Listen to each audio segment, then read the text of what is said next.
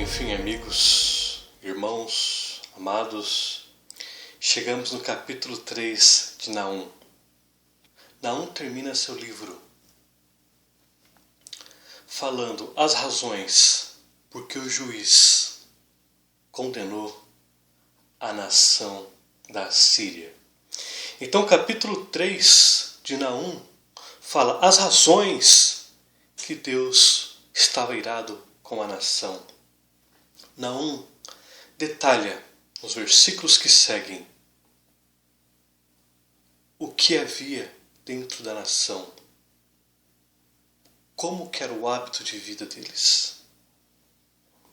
Então vamos ao versículo 1 do capítulo 3. Ai da cidade sanguinária, toda cheia de mentiras e de roubo, e que não solta a sua presa. O ai aqui, no versículo 1, é uma interjeição. Significa que quem está falando está insatisfeito. Expressa uma profunda dor de insatisfação. Então, Adonai está dizendo: eu estou profundamente insatisfeito com essa cidade sanguinária. A Sursanipal 2 relata na arqueologia que ele decapitava e esfolava pessoas, no caso esfolar vivos, e decapitava pessoas e fazia as cabeças de seus prisioneiros como um troféu de guerra. E no versículo 1 também diz que, além da cidade ser sanguinária, ela era cheia de mentiras. Os seus cidadãos praticavam a mentira como um hábito diário. Era comum para eles mentirem. E se eles mentiam para eles, também mentiam para as outras nações, para os estrangeiros, para as pessoas de forma geral. E também eles praticavam roubo de forma constante. O roubo era uma prática comum entre os assírios. E que não solta sua presa significa que eles não abriam mão de escravizar economicamente as nações que eles invadiam. Ou seja, as nações estavam sob um jugo de impostos pesados que eles colocavam. Então eles enriqueciam com os dinheiros que eles captavam das nações. Então eles estão dizendo o seguinte: eles não soltam as nações com seus impostos, as nações estão presas a eles.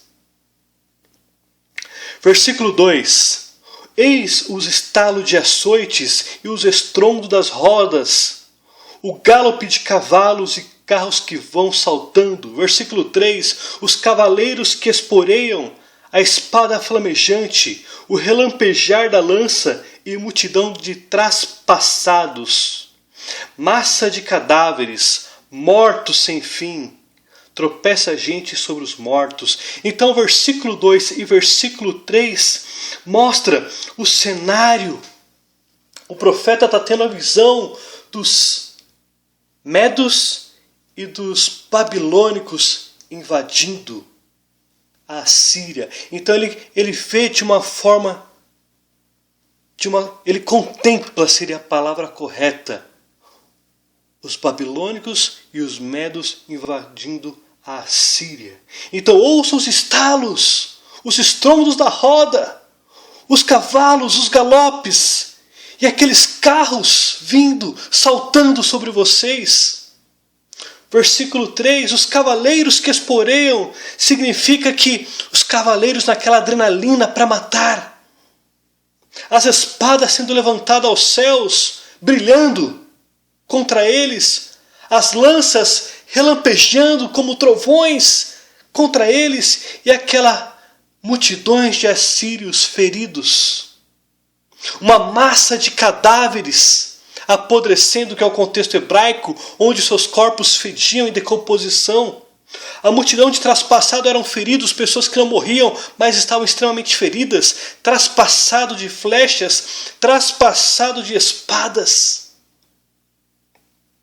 Há mortos por toda parte, corpos se decompondo e pessoas que tropeçam nos cadáveres de tantos cadáveres que haviam. Então os feridos tropeçavam nos cadáveres. Versículo 4. Tudo isso por causa da grande prostituição da bela e encantadora meretriz, da mestra de feitiçarias, que vendia os povos com a sua prostituição e as gentes com a sua feitiçaria. Procurei aqui em detalhes sobre este versículo e o que eu encontrei diz o seguinte. Primeiro ponto, que aqui Deus está chamando a Assíria de prostituta. E aqui está dizendo que ela usava a feitiçaria, os encantamentos, adivinhações, consulta aos mortos como uma forma de lucrar. E aqui diz,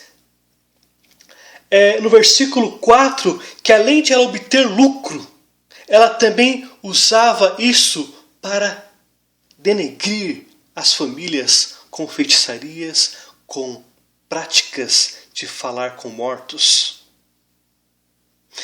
A arqueologia encontrada do que sobrou da Assíria fala que eles encontraram muitos amuletos e muitos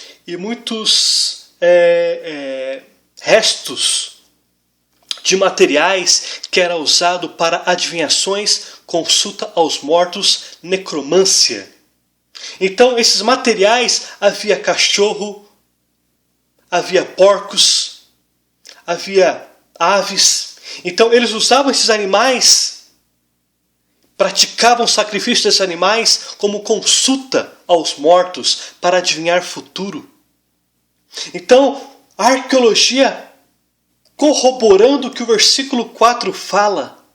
A prática de adivinhações, a prática de falar com os mortos, a prática de feitiçaria era comum entre os assírios. Vamos ver o que Moisés disse para os judeus quando eles estavam próximo à terra prometida, quando eles saíram do Egito. Vamos ver o que Deus falou através de Moisés aos judeus. Em Deuteronômio 18, fala sobre o que Deus ordenou a Moisés a dizer aos judeus. Observe bem que Deus não deu apenas 10 mandamentos aos judeus, a Israel, quando eles estavam para entrar na terra prometida, na Canaã. Deus deu 613 leis.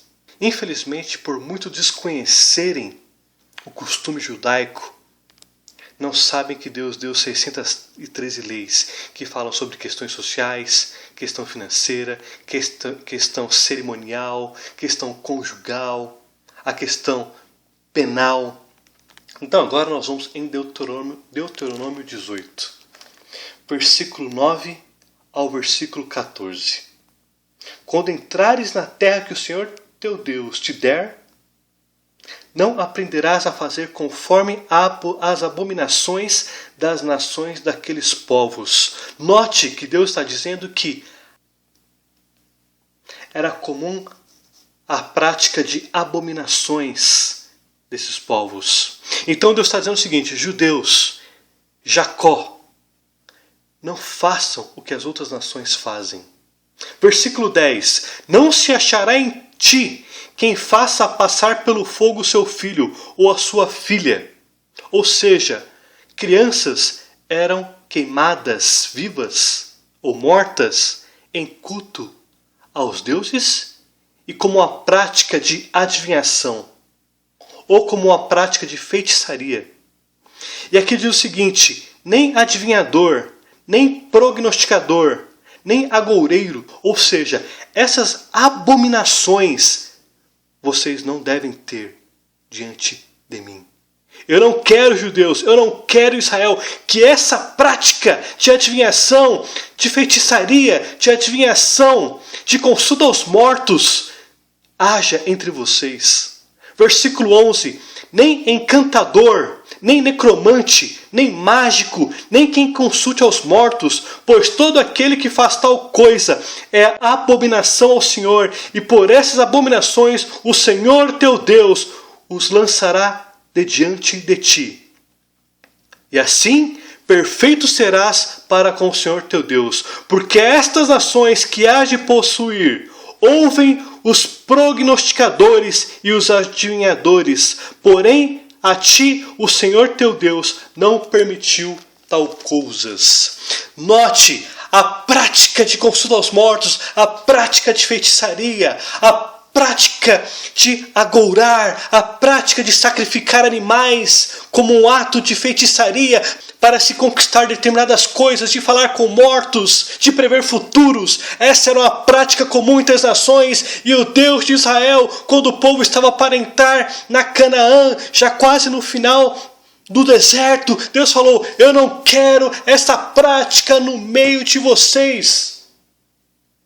E aqui nós estamos vendo que a Assíria é um exemplo do que Deus estava dizendo, e a própria arqueologia comprova isto. Versículo 5. Eis que estou contra ti. Versículo 5 de Naum.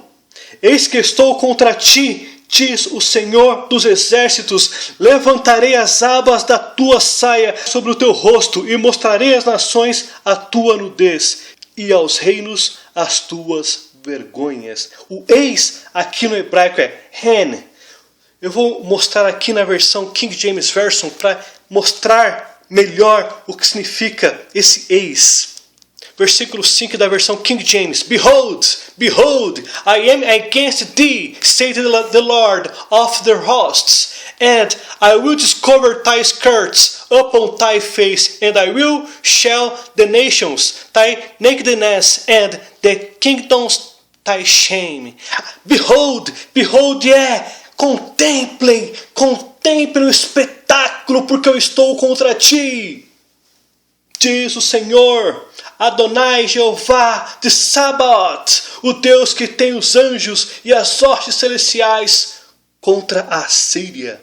E aqui está dizendo no versículo 5, levantarei as abas de tua saia. Imagine no contexto oriental a vergonha que era uma mulher estar nua perante o povo. A vergonha dela era muito profunda. As mulheres eram preservadas sua conduta moral perante as pessoas. Então Deus está dizendo que o seguinte: ele envergonhará a Síria, porque outrora tão orgulhosos, e agora eles teriam vergonha da condição que eles ficariam. Deus colocou a saia da Síria até o rosto, de forma que toda a nudez as nações contemplaria, e a tamanha vergonha que ela ficaria, as nações zombariam e daria risada da vergonha da Assíria. Versículo 6. Lançarei sobre ti imundícias, tratar-te-ei com desprezo e te posarei por espetáculo. Aqui exatamente a tradução que eu mostrei para vocês no versículo 5 sobre o eis. Novamente agora foi usada uma palavra de espetáculo. Deus vai fazer espetáculo da Assíria, de forma que ela terá vergonha de andar sobre as ruas, vergonha de se mostrar para as nações, porque ela foi estraçalhada. Versículo 6. Aqui imundícia é shikut, significa jogar lixo, jogar sujeira, significa um desprezo total sobre a Síria. Então Deus está dizendo o seguinte: lançarei sobre ti um desprezo, lançarei sobre ti lixos, coisas estragadas sobre ti, te tratarei com desprezo e te farei como espetáculo para as nações. Versículo 7. Há de ser que todos os que te virem fugirão de ti e dirão: Nínive está destruída. Quem terá compaixão dela? De onde buscarei os que te consolem? Aqui note, as nações contemplariam e ninguém ajudaria. Ninguém ajudaria. As pessoas fugiriam porque o que elas queriam, que a Síria fosse destruída, aquele país cruel. Então quem terá compaixão dela? Ninguém. Haverá alguém que te console? Ninguém. Ninguém queria saber da Síria. Ninguém gostava da Síria. Era o inimigo número 1 das nações. Ela não exercia misericórdia, compaixão contra os povos a quem ela colocava em cativo. E agora do versículo 8 ao versículo 10, Deus começa a contar a história do Egito, para que ela possa refletir sobre o que aconteceu com o Egito, também aconteceria com ela. Então do versículo 8 ao versículo 10, és tu melhor do que Noamon, que estava situada entre o Nilo e seus canais, cercada de águas, tendo por baluarte o mar, e ainda o mar por muralha? Então Noamon significa cidade de Amon. Amon era um deus egípcio. Noamon ficava no Alto Egito. Essa cidade hoje fica a cerca de 1 hora de Cairo. É uma cidade onde há grandes monumentos, ruas esplendorosas, grandes colunas, grandes artefatos. É uma cidade onde há uma massa considerável de turistas que contemplam hoje as grandes muralhas. E os egípcios, assim como os assírios, também agiam de forma orgulhosa. Eles se achavam a nação invencível que ninguém destruiria. Eles também eram implacáveis com seus inimigos. Porém, a Síria era muito mais implacável e terrorista do que os egípcios. E aqui no versículo 8, Deus de Israel está dizendo o seguinte: Noamon, essa cidade que fica no Tebas, no Egito, essa cidade também é cercada por um rio, que é o rio Nilo, e por seus canais, cercadas de água, tendo por baluarte seria mais ou menos um muro ou alguma coisa que ajuda na proteção da nação. Então seria um anteparo, alguma coisa que protegia, ou talvez muralhas que protegia a cidade. E aqui está dizendo o seguinte: aqui Tebas, Noamon, que é cercada por muros, por baluarte que protegem a cidade, que ainda tem como o baluarte o mar. O mar estava sendo usado para proteger Tebas, Noamon. Eles foram destruídos. Versículo 9.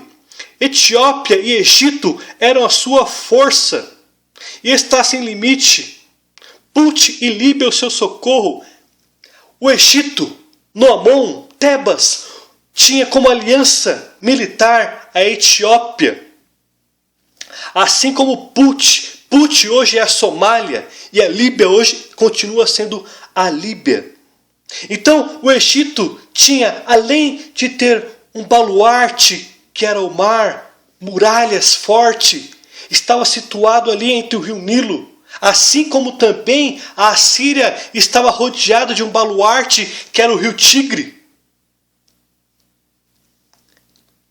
Essa aliança que o Egito tinha com a Somália, com a Líbia e com a Etiópia também não salvou o Egito.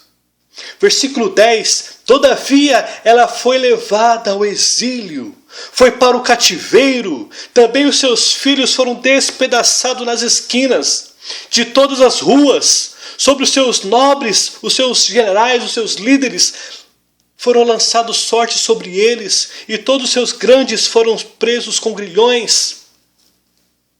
Aqui lançaram sorte significa que os assírios, quando eles capturaram Noamon, o Egito, Tebas, eles decidiam, através de pedras, a gente mata aquele cidadão ou não? Se a pedra dizer que sim, a gente mata. Se a pedra dizer que não, a gente não mata. Então eles lançavam sortes para decidir quem vivia e quem morria. Era uma brincadeira de mau gosto que os soldados assírios faziam contra os egípcios. E aqui diz que todos os seus grandes, os líderes, os poderosos generais, foram presos por correntes com grilhões. Então, este trecho do versículo 8 ao versículo 10, quem invadiu o Egito? Quem invadiu Tebas? Quem invadiu Noamon? Foi os assírios. Os assírios invadiram Noamon no ano 663 a.C. Vamos ver até um item muito importante que devemos considerar aqui. Vamos para Tiago 2,13. Porque o juízo é sem misericórdia para com aquele que não usou de misericórdia. A misericórdia triunfa sobre o juízo. Olha que interessante. O rabino Tiago, o apóstolo Tiago, está dizendo que a misericórdia deve ser um atributo que nos guie. E aqui a Assíria não exerceu misericórdia contra os egípcios. Eles foram implacáveis, aplicaram terror, mataram crianças. Aqui no versículo 10, aqui a palavra despedaçar significa que eles pegaram as crianças e fatiavam as crianças em pedaços. Esse é o contexto hebraico da palavra aqui, despedaçar, no versículo 10. Eles não exerceram a misericórdia nem com as crianças dos egípcios. Amon era um deus que veio da origem de Ra. Ele que assumiu a posição de Ra no Egito. Esse Noamon, ele tinha sobre a cabeça 2 plumas de falcão. Usava um cajado de uma serpente. Ele também tinha o corpo pintado de azul e as pessoas o adoravam. Quando os assírios vieram sobre eles, puniram a prática de idolatria que os egípcios tinham. E agora Deus está dizendo o seguinte: assírios, vocês foram meu instrumento contra o Egito. E vocês acham que o Egito com crueldade e vocês com crueldade superior, eu não vou punir vocês? Versículo 11. Também vocês, Assíria, será embriagada e te esconderás. Também procurarás refúgio contra o inimigo. Também tu, ou seja, assim como o Egito foi punido, castigado pelas práticas de idolatria, castigado pelas práticas de consulta aos mortos, de feitiçaria, de adivinhações, de sacrifícios de crianças e animais, também tu, Assíria, serás embriagada. O embriagado aqui é embriagada com a minha ira. E te esconderás. O esconderás aqui no hebraico é Eolan. Significa que esse esconder é um esconder mais enfático. Ou são 2 caminhos que podemos interpretar para isso. Que os assírios tentariam se esconder fortemente dos babilônicos, dos medos. Ou o que é mais provável é que esse Eolan significa que tamanha era a ira de Deus contra os assírios, essa cidade de sangue, que as ruínas deles, dos assírios, seriam escondidas por muitos e centenas de anos. E aqui diz ainda no versículo 11: também procurarás refúgio contra o inimigo. Esse esconder aqui mostra que durante 2600 anos as ruínas da Assíria foram escondidas.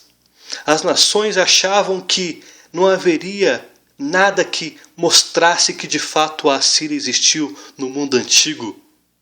E como sempre, muitos tentaram invalidar os dados históricos da Bíblia, dizendo: a Síria é só mais uma lenda da Bíblia. Só que em 1842, descoberto por Layard, um inglês, as ruínas foram encontradas. E assim foi corroborado os dados históricos. E corroborado a glória de Deus através da história da humanidade e a sua soberania e a sua liderança sobre as nações. Então mostrou que a ira de Deus foi tão profunda que ele escondeu as ruínas da Assíria durante 2.600 anos e só foi descoberta em 1842 através de Layard. Versículo 12. Todas as tuas fortalezas são como figueiras, com figos temporãos. Se o sacodem, cai na boca dos que há de comer. Está dizendo o seguinte: se sacudisse a figueira, os figos logo cairiam. Ou seja, os assírios seriam muito fáceis de ser vencidos. A espada viria muito fácil para destruí-los. Versículo 13. Eis que as tuas tropas no meio de ti são como mulheres. As portas do teu país estão abertas de par em par aos teus inimigos. O fogo consome os teus ferrolhos. Aqui, a Assíria, ela está numa região ali bem próximo à Síria, na região norte do Iraque. E era uma região, e é uma região ainda, de grandes rotas. Podia dar acesso à Síria, podia dar acesso à Rússia, à região do Cazaquistão. Era um acesso que podia dar no Mar do Golfo, podia dar acesso ao Rio Tigre, podia dar acesso à Babilônia. Então, a Assíria, ela tinha muitas rotas marítimas e terrestres. E aqui Deus está dizendo que agora as portas, as rotas dela, a rota marítima e a rota terrestre, estariam abertas para os inimigos invadirem. E assim diz que o fogo os consumiriam, os inimigos invadiriam, usariam as rotas e colocariam fogo sobre a cidade e quebrariam os ferrolhos.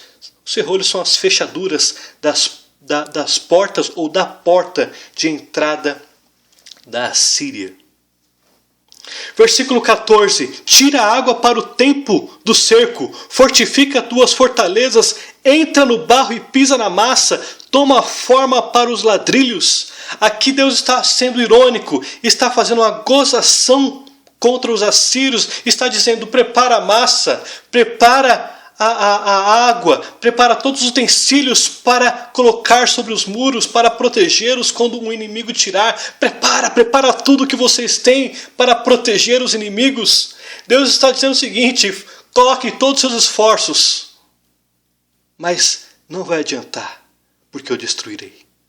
Versículo 15. No entanto, o fogo ali te consumirá, a espada te exterminará, consumir-te-á como gafanhoto, ainda que te multipliques como um gafanhoto e te multiplicas como a locusta. Aqui Deus está mostrando a natureza. Mesmo que eles se multiplicassem o seu exército de forma numerosa, como praga de gafanhotos, mesmo assim, os medos e os babilônicos exterminariam eles. Os gafanhotos, eles se recolhem à noite, eles ficam parados à noite por causa do frio. Mas durante o dia, eles começam a caçar e a devorar suas presas. Mesmo que eles se multiplicassem, mesmo que eles tragassem, devorassem, que eles fossem piedosos, mesmo que fossem em grande quantidade, mesmo assim, Deus destruiria os gafanhotos dos assírios. E ainda que fizestes teus negócios mais numerosos do que as estrelas do céu, o gafanhoto devorador invade e sai voando. Aqui mostra que as alianças comerciais que eles tinham, as nações que eles faziam negócios, eram muitos negócios, eles eram uma potência militar e uma potência econômica. Agora aquelas nações que eles faziam comércio, que dependiam deles, ninguém se habilitaria para socorrê-los.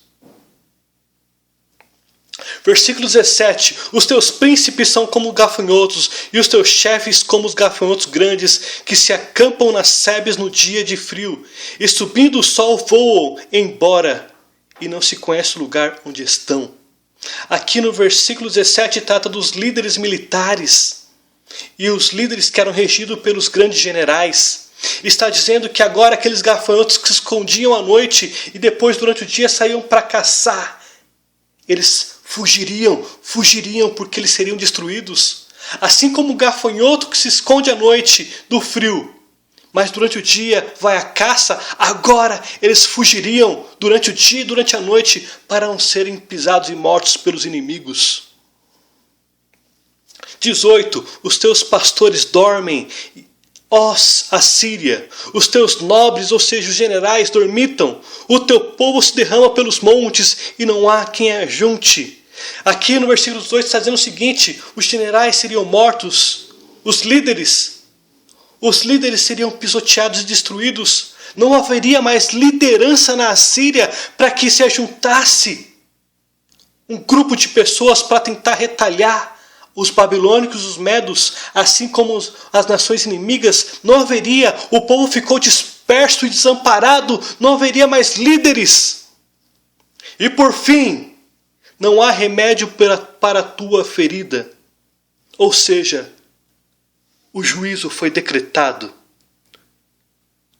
e foi considerado culpado. A tua chaga, a tua idolatria e as tuas práticas de genocídio e terror são incuráveis. Morte. Todos que ouvirem a tua fama, as nações, o Egito, a Etiópia, Israel, no caso os judeus do norte, Judá, Put, que é a Somália, a Líbia, a Etiópia, todos eles bateriam palma, foi destruído a grande cidade. A tua fama seria exaltada pelas nações, porque elas se alegrariam que uma nação mal, demoníaca, foi destruída.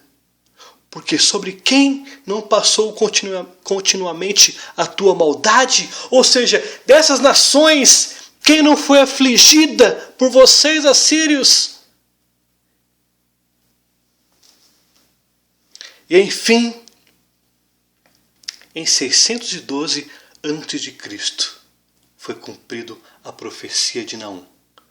E uns grupos que tentaram ainda se unir ao faraó Neco, em cerca de 609 e 608, foram, por fim, o restinho exterminados. E a Síria, orgulhosa, se transformou em pó. Por que pó?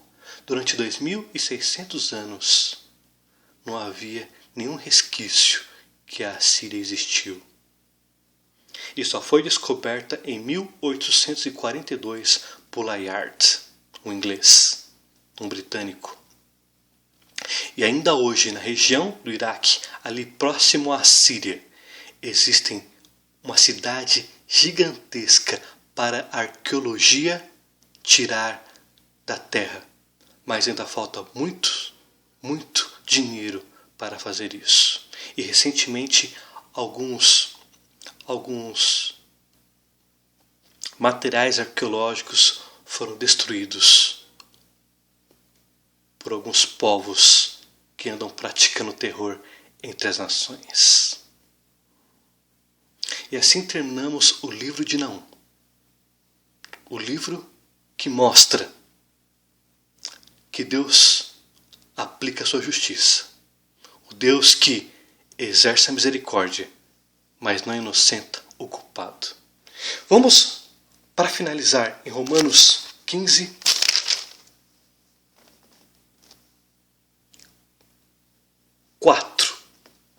Romanos é um livro do Novo Testamento, da Brit Hadashah, no hebraico, que diz o seguinte: pois tudo quanto outrora foi escrito para o nosso ensino, foi escrito a fim de que, pela paciência e pela consolação das Escrituras, tenhamos esperança. O que temos que concluir? Que Deus exercerá o juízo quando for o momento correto. Em 1 Pedro 5, de 6 a 10.